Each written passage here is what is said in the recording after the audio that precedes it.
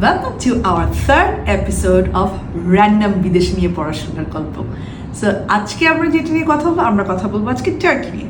Turkey নিয়ে আমি last time যখন কথা বলেছি সিরিয়াস ব্যাকল্যাশ হলো, মানুষজন আমাকে ইনফ্লেশনের লেসন্স দিয়ে দিল, টার্কিতে পড়তে যাওয়া যাবে না, মানুষকে এনকারেজ করার জন্য আমাকে অনেক খারাপ খারাপ কথা বললো। আমিও শুনলাম, আসলে তখন আমিও জানতাম না যে আসলে টার্কি ইনফ্লেশন রেট কত না, কারণ আমার কথাটা বলার আগে এটার জন্য first of all I apologize যে আমি রিসার্চ না করে একটা একটা ইউনিভার্সিটি পাইছি, এই জন্য লাফায় প্রমোশনাল ভিডিও বানানো শুরু করছি। But then what I did was I reached out to the university, I got answers for all the questions আপনারা আমাকে জিজ্ঞেস করেছিলেন ওর আমাকে নিয়ে ক্রিটিসাইজ করেছিলেন। সো সেই কোয়েশ্চেনের আনসার্সগুলোর মধ্যে ফার্স্ট অফ অল টার্কিতে নাকি ভিসা হয় না। দ্যাটস নট ট্রু, বিকজ আমি যে ইনস্টিটিউটটার সাথে কাজ করছি বাও ইন্টারন্যাশনাল, ওদের সবগুলো বাংলাদেশি স্টুডেন্ট এই বছরে ভিসা পেয়েছে। সো ওদের এই বছরে মাত্র 4টা স্টুডেন্ট গিয়েছে এবং 4টা স্টুডেন্টই ভিসা পেয়েছে। ওদের কোনো ভিসা রেশিও বলতে গেলে তাহলে এটা 100% ছিল। So what matters is the institution. So if you go to a ranked university যাদের এমবিসির সাথে খাতির আছে, আমি যখন এই কথাটা বলেছি যে আমাকে বলেছে টার্কি ভিসা হয় না, তখন সে বলেছে all reach out to the MBC and find out. So they have access to the MBC to find out. So ওটুকু হচ্ছে ওদের রিশতা আছে। তারপর আমি বললাম যে ওরা বলেছে যে মানুষজন বলেছে টার্কিতে কাউকে এনকারেজ করেন যে টার্কিতে কোনো কাজ নেই। তখন তারাও বললো যে টার্কিতে কাজ নেই ইজ এ রং স্টেটমেন্ট, অত টাকা নেই। আপনার যদি আপনি আমেরিকার সাথে কম্পেয়ার করতে চান, $2-3,000 আর্ন করবেন, সেটা আপনি করতে পারবেন না, কারণ ওখানকার লিভিং এক্সপেন্সও কম। আপনি কি টার্কি থেকে টাকা নিয়ে এসে পড়াশোনা খরচ দিতে পারবেন? না, পারবেন না। আপনার লিভিং এক্সপেন্স তুলতে পারবেন? হ্যাঁ, তুলতে পারবেন। এখন সেটার জন্য আপনার ওই জিনিসটাকে প্রায়োরিটিটা চিন্তা করতে হবে যে ঠিক আছে, আমার বাজেট আছে 5 লাখ টাকা বছরে বা 6 লাখ টাকা বছরে, আমি কোন দেশে পড়তে যেতে পারি। আপনি 6 লাখ টাকার মাস্টার্স করতে 1 বছরের জন্য টার্কিতে যেতে পারেন। তারপর যদি আপনি একটা পিএইচডি গ্র্যান্ট পান, আপনি তারপর পিএইচডি করলেন, তখন that's a different thing.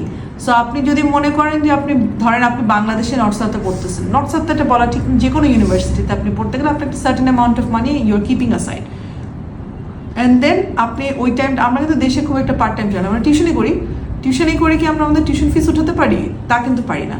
So আপনি যদি ওভাবে চিন্তা করেন যে having a global exposure, being in a country যেটা আপনার পাথওয়ে হতে পারে টু দ্য ওয়ার্ল্ড, সেটার জন্য আমি বলবো turkey is not a bad option. Study gap যেহেতু অ্যাকসেপ্টেড হয়, এইচএসসির পরে আপনারা, খুব কমন একটা কথা আমরা শুনি, এইচএসসির পরে কোভিড হয়েছে। তো কোভিড তো খালি আপনার হয় নাই, কোভিড তো আশেপাশে অনেকেরই হয়েছে। কোভিডের কারণে অনেক মানুষই কিন্তু পড়াশোনা করছে, তাহলে আপনার স্টাডি গ্যাপ হয়েছে, তার মানে it is something you need to work on yourself. আপনার এই স্টাডি গ্যাপটা মিটিগেট করার জন্য কী করণীয়? আপনার স্টাডি গ্যাপটা মিটিগেট করার জন্য you need to go back to school if you are interested to go back to school. এখন আপনি যদি মনে করেন যে হ্যাঁ, আমি এইচএসসি পাস করবো, I have a really brilliant idea and I want to work on my startup, do that, do what you are passionate about. But if you want to go back to school, then আপনার ওই ইউনিভার্সিটিগুলোতে যেতে হবে যেখানে আপনার study গ্যাপটা accept করে। So এখন study gap accept করছে কারা? অস্ট্রেলিয়া একটা certain amount of month years accept করছে, Canada certain amount, USA accept করছে, ইউকেও করছে, কিন্তু সার্টেন অ্যামাউন্ট। বাট আপনি যদি জাস্টিফিকেশন ছাড়া কোথাও যেতে চান, that's just Dubai and turkey. At least the countries we work with, এটার মধ্যে দুবাই অ্যান্ড টার্কিতে কোনো স্টাডি গ্যাপ এক্সপ্লেনেশন লাগে না। সো আমি বলবো যে ধরেন আপনি এইচএসসির পরে স্টাডি গ্যাপ হয়ে গেছে, সো কম খরচে ব্যাচেলার্সের জন্য আপনি টার্কিতে যান, then you can transfer your credit the same way Dubai থেকে মানুষ যেটা করতে চাচ্ছে। সেজন্য দুবাইয়ের ক্ষেত্রে আমরা যেটা করছি, যখন আপনার ট্রান্সফারের ইন্টেনশনে যাচ্ছেন, then we are suggesting institutes, or if you actually want a bachelor's, then we are suggesting universities.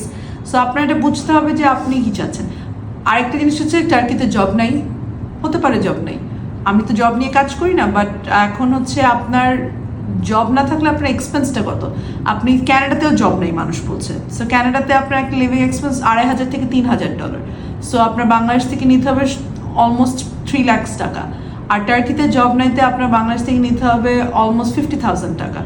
So কোথায়, way your options, it's your finance. So এটা সামথিং আমি বলতে পারবো না। এবার আসি টার্কির ফাইন্যান্সেস। দেখাতে হবে কত টাকা? দেখাতে হবে 1.5 লাখ টাকা। অ্যাকাউন্টে দেখাতে হবে। সোর্স অফ ফান্ড কি দরকার আছে? না, সোর্স অফ ফান্ড দরকার নেই। ট্যাক্স ডকুমেন্টস দরকার আছে? হ্যাঁ, ট্যাক্স ডকুমেন্ট দরকার আছে। Who can be your sponsor? Your parents can be your sponsor, you yourself can be your sponsor. আপনার অ্যাকাউন্টে আপনি টাকাটা রাখলে আপনি অ্যাপ্লিকেশন করতে কোনো সমস্যা হবে না। টার্কিতে কি কোনো অ্যাপ্লিকেশন ফি আছে? না, টার্কিতে কোনো অ্যাপ্লিকেশন ফি নাই, but all the payments are in dollars and you need to make sure you can pay them on time. Sorry, 29th of November পর্যন্ত পেমেন্ট করা যাচ্ছে। সো আপনি ধরে নেন নেক্সট 1 week আপনি চাইলে অ্যাপ্লিকেশন করতে পারেন। So if you are interested in Turkey or to want to talk about Turkey, Turkey is a country where inflation rate is high, so expense is low. আপনি বাংলাদেশি টাকার কনভার্সনে অনেক টাকা পাবেন, ঠিক আছে? তাহলে এখন আপনি যদি মনে করেন যে you want to know more, please visit us or like and subscribe to our channel to know more about other countries. Thank you.